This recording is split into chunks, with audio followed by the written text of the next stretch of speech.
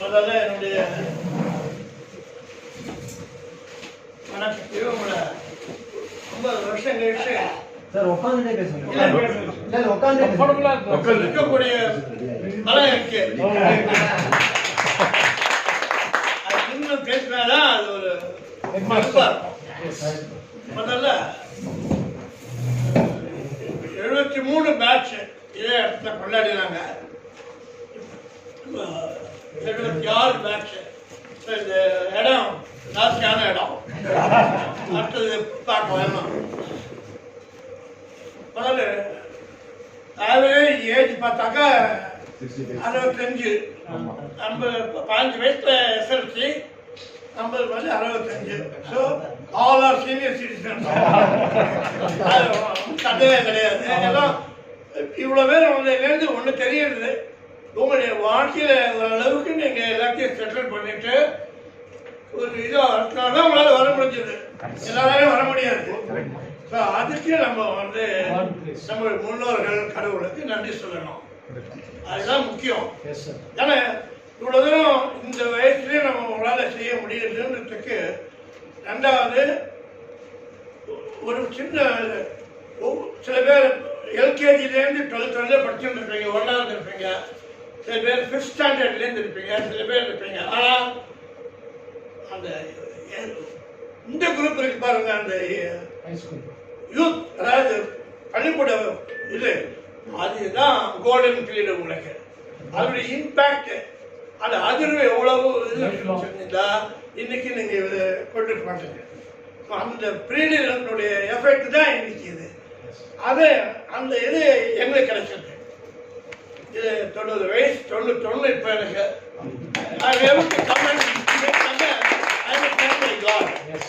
எனக்கு அது பிடிச்சாரு. முதல்ல கொஞ்சம் பயமாக இருந்தது எப்படி இருக்குமான்னு. பட் ஐ மெயின்டைனிங் மை இது. ஐ வாண்ட் 2 பாயிண்ட் உங்களுக்கு சொல்ல விரும்புகிறேன்.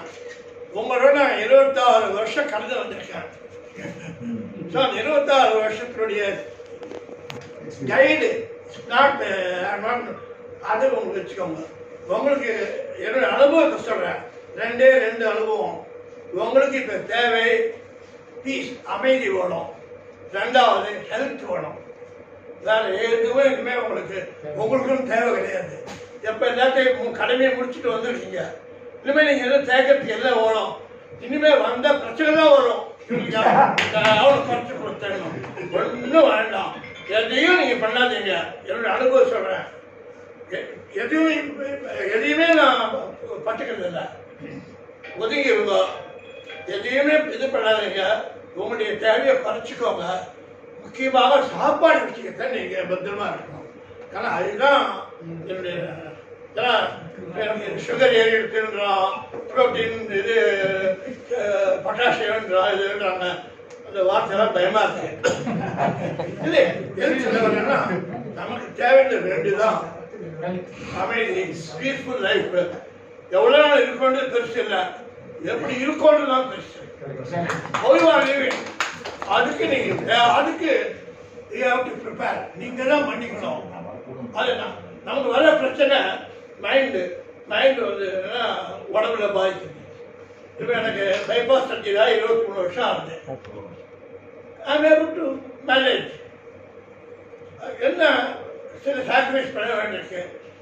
2வது, முக்கியமாக நிறைய நீங்கள் காம்ப்ரமைஸ் பண்ணிக்கணும்.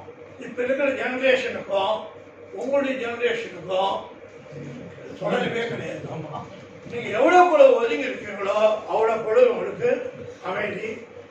ஏன்னா நான் 93 உங்களை விட 26 வருஷத்துக்கு முன்னாடி அது எப்படி பார்த்துருப்பேன்.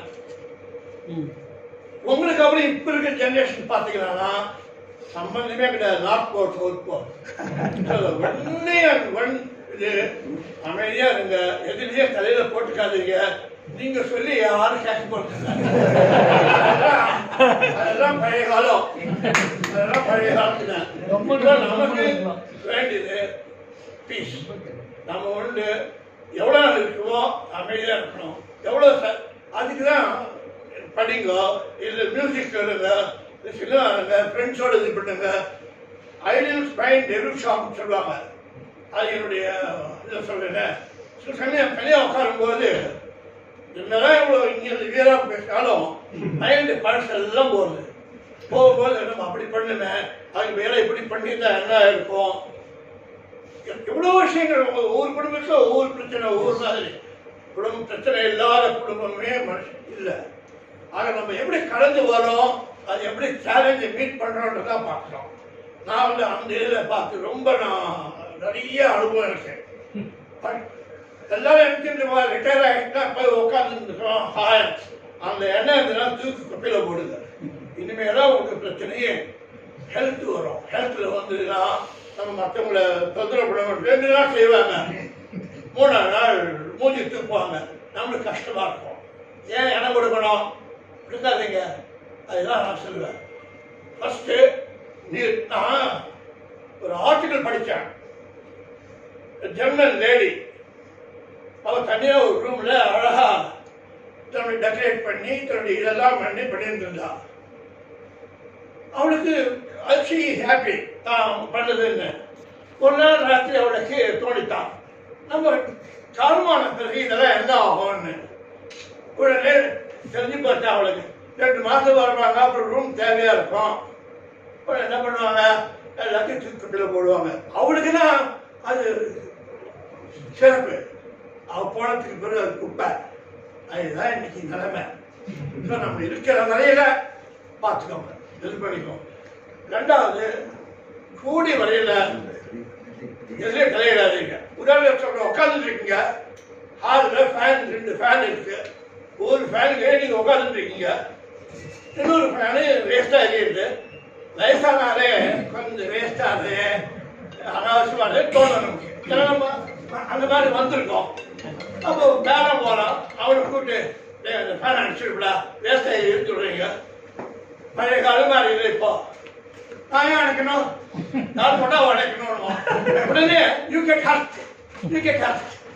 நான் இவ்வளோ வேஸ்டாக சொல்கிறேமே, நம்ம கேட்கலையே, அவன் போய்க்கிறாங்க. சரி அப்பாவது விட்டுருவீங்களா? ஆனால் வயசானத்துக்கு அடையாளம் விட மாட்டீங்க. அடுத்து இந்த வர பேரண்டையும் இதே சொல்லுவீங்க. அவன் கொஞ்சம் பெட்டர், இந்த இருக்கிற வரையிலாட்டா வாசலுக்கு போயிட்டு வரையணும், வர மாட்டேன், இன்னும் ஹர்ட் ஆகிடுறீங்க. இது கொஞ்ச நாள் தெரியுமா, நம்ம நல்லதாக சொன்னோம், நம்ம இதாக கேட்காம போகிறானே அப்படின்னு இப்படிதான் தோணுமே தவிர நமக்கு என்ன வந்தது போனா என்னன்னு அந்த மென்டாலிட்டி வராது. அது வந்து சக்சஸ், அதுதான் ஓடும். இப்போ உங்களுக்கு நான் பட்டுக்கூடாது, பட்டுக்காதுங்க. எது எப்படி போனாலும் உங்களை பார்த்துக்கோங்க. உங்களுக்கு செல்ஃபிஷாக சொல்லுங்க, நம்ம ஹெல்ப் பண்ணணும், எல்லாம் பண்ணணும். அதே சமயத்தில் நம்ம லெவல் அந்த கோடு ரெஸ்பெக்ட் ரேக்கா அதை தாண்டக்கூடாது. சரி இதெல்லாம் பையன் வரான அப்பாவது சொல்றீங்களா, டேய் என்னடா பசங்களை வளர்த்துருக்க, சொன்னதை கேட்கல அப்படின்னு அவன் என்ன பண்ணுவான், அனுப்பான். அப்படியே ஆமா பெரிய கரண்ட் வேஸ்டா இருக்கு, வயசானாலே தொடக்கணிப்பு அப்படின்னு சொல்லி அனுப்பான். அது ஒரு காலையில் விழுந்த உடனே இன்னும் ஹர்ட் ஆயிடுறீங்க. ராத்திரி எல்லாம் உங்களுக்கு என்ன ஆகும், அதே நினைப்பு வரும். ஒன்றும் இல்லாத விஷயம், குப்பை சம்மந்தமே இல்லை. ஆனா எவ்வளவு தூரம் உங்களை பாதிக்கிறது அந்த உதாரணத்துக்காக சொன்னேன். இதுதான் நீங்க கடைபிடிக்க வேண்டிய மெயின் அட்வைஸ். உங்களுடைய ஹெல்த்தை பார்த்துக்கோங்க, உங்களுடைய நீரை குறைச்சிக்கோங்க. உங்களுக்குன்னு எதுவும் வாங்காதீங்க. இனிமேல் நீங்க எது வாங்கினாலும் ஒன்றும் பிரயோஜனம் கிடையாது. என்ன எனக்கு இனிமே கடைமையெல்லாம் முடிஞ்சுடுது. நிம்மதி வேணும், நம்ம உடம்பை பார்த்துக்கோங்க. முடிஞ்ச வரை ஹெல்ப் பண்ணுங்க, ஃப்ரெண்ட்ஸோட மீட் பண்ணுங்க. நான் ஒரு இது படித்தேன் வாட்ஸ்அப்பில். இப்போ போன வாரம் ஒரு 8 மணிக்கு ஒரு வயசானவர் ஒரு கேப் புக் பண்ணுறாரு. கேபில் வரான் டிரைவர். அவங்ககிட்ட நான் உனக்கு 5000 ரூபா கொடுக்குறேன், எனக்கு 5 அட்ரஸ்க்கு எடுத்துன்னு போய் எனக்கு காட்டுன்னு சொன்னார். அவன் அந்த அட்ரஸை கொடுத்துட்றான், அவன் வாங்கிட்டு போகிறான். முதல்ல ஒரு சந்தையில் ஒரு வீட்டுக்கு போய் காட்டலாம். அந்த சந்தை பார்த்துட்டு அந்த வீட்டை இறங்கலை, வீட்டை அப்படியே பார்த்துட்டு அவனை சொல்ல, இந்த வீடு இந்த இடம் நான் இல்லை, படித்த இடம் இந்த இடம் இல்லை அப்படின்னு சொல்லிட்டு போயிடும். அடுத்து 2வது ஸ்கூலுக்கு போகிறேன். ஸ்கூல் வாசலில் போனால் வாசலில் காம்பவுண்டு இதெல்லாம் சுடி பார்த்துட்டு அவர் இங்கே தான் நான் வேலை பார்த்தேன், 43 வருஷம் வாதியாக தான் இருந்தேன், இதெல்லாம் இது பண்ணேன், எல்லாம் இருக்குங்க.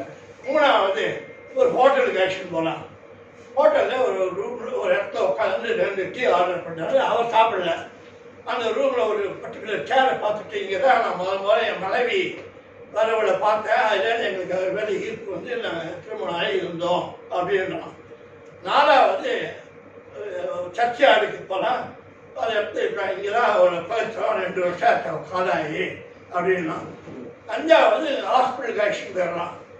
5000 ரூபா கொடுத்துட்டு போயிட்டு வா, எனக்கு வந்து கேன்சர் 3rd ஸ்டேஜுக்கு வந்துருக்கு. நேற்று டாக்டர் சொன்னார் இனிமேல் 2 நாளைக்கு கூட தாங்க மாட்டேன், அதுக்குள்ள நான் அது பார்த்துட்டோம்னு வந்தேன் அப்படின்னா. டிரைவருக்கு மனசை கேட்கல, பணமே வேண்டாம் அப்படின்னா. பணம் கொடுத்துட்டு போனார். போன உடனே ராத்திரிலாம் தூங்கலவன். மறுநாள் ஏறின உடனே வேற அவர் வந்து பார்க்க வரான். லீவ் வாங்கிக்கலாம். 2 நாள் தான். அந்த 2 நாள் ஒரு வந்து இல்லை, ரொம்ப நெருங்கியாயிருது. அப்போ சொன்னார், என்னை யாருமே கவனிக்கல, செய்தாத்த கடவுள் எனக்கு ஒரு ஃப்ரெண்டை கொண்டு வந்து விட்டுருக்காரு பாரு நண்பன் அப்படின்னு சொன்னார். அடுத்த நாள் போகும்போது அவர் காலமாயினாரு. அவரை எடுத்துன்னு போகிறாங்க. 5 பேர் போகிறாங்களாம். 3 நர்ஸு, ஒரு டாக்டர் இருக்கிறாங்க. இதுதான் வாழ்க்கைன்னு முடிக்கிறாங்க. எதுக்கு சொல்ல வரேன்னா, நமக்கு இனிமேல் வேண்டியது 2: பீஸ்ஃபுல் லைஃப். எதையும் நம்ம இனிமேல் நம்ம செயல்படுத்தல. நம்மளால இனிமேல் எதுவும் முடியாது. பேசாமல் இருக்க பாருங்க, அதே ஹெல்ப். ஹெல்ப். ஆனால் இனிமேல் நம்ம வந்து இப்போ பேசிக் கான்செப்டே மாறிட்டு, ஐடியாலஜி மாறிட்டு. பழைய காலத்தில் ஒரு கல்யாணம்னா பொண்ணு பிள்ளை இப்பெல்லாம் கிடையாது. அப்படி ஒழுங்காக கூட்டணி பண்ணுறாங்களான்னு பார்த்தா அதுவும் கிடையாது. எவ்வளவோ கஷ்டங்கள். இதெல்லாம் நமக்கு வந்து அடி விழும். நிறைய நான் பீச்சில் ஃப்ரெண்ட்ஸை பார்க்குறேன். ஒவ்வொரு வீட்டில் ஒவ்வொரு பிரச்சனை இருக்குது, ஒவ்வொரு மாதிரி பிரச்சனை இருக்குது. யாரும் அதை நம்ம அதை அவாய்ட் பண்ணுறதுக்கே நம்ம முயற்சி பண்ணலாம், அவ்வளோதான். அதுக்கு மீறி வந்ததுன்னா ஹேவ் ஃபேஸ். ஆனால் அது வராமல் இருக்கிறதுனா அப்படியே வந்தாலும் நீங்கள் அது மாட்டுக்கு அது கடந்து போகும், அவ்வளோதான். பார்த்துக்கோங்க. இதுதான். இதை தவிர நான் ரொம்ப நாளைக்கு பேச போகிறது இல்லை. இவங்க எல்லாம் பேச வச்சுருவோம்.